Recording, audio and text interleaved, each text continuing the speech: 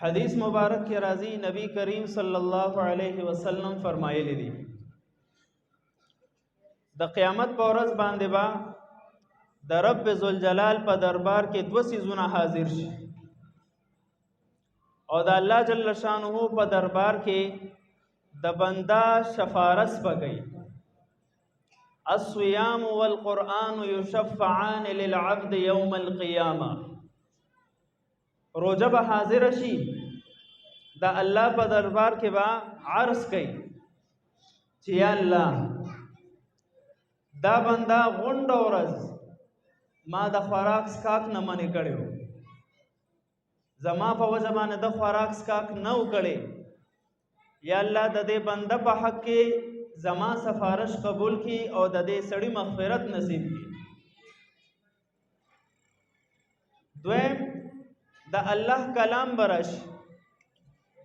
او قرآن کریم به د الله په دربار کې عرض کوي چې یا الله دا بنده ما ټول شپه د تلاوت په وجه باندې د خوب نه منع کړو یا الله د په حق کې زما سفارش قبول کی نو د رب ذوالجلال له طرف نه با اعلان شي چې د دې روزي او د قران کریم د سفارش په وجه باندې ما د دک خلکو مغفرت نصیب نو دا قران کریم او دا روزي چې په موږ تاسو ته را روان دي الله دې نصیب کړي دا معمولی نه ګڼو چونکه د قران کریم ظاهری چې کم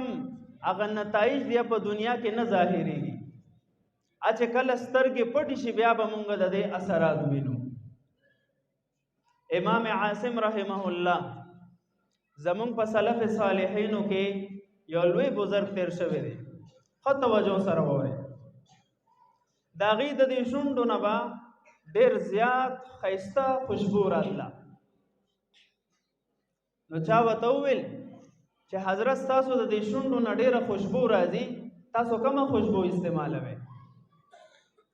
ناغي او فرمایل چې زه خو یو قسم خوشبو نه استعمالوم نو هغه ارزو کو چې دغه قسم خوشبو هم په خپل ژوندۍ کې نه محسوس کړي دا سوجه کې دي شي ناغي او فرمایل یو ځل ماته د حضور پر نور صلی الله علیه وسلم زیارت په خوب کې نصیب شو او ما ته و فرمایل چې اے عاصمه تا غونډه زندگی قران کریم ته وقف کړی دا او ته دومره په شوق باندې تلاوت کې نو نن راشه چې دغه تلاوت بدله د لدر کما چې ځکه وی د نبی علیہ الصلوۃ والسلام خواله ورنږدې شو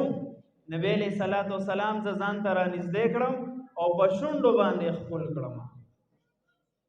وکړه چې زد نبی علیہ الصلوۃ والسلام په شونډو خپل کړم دا هغه وخت نه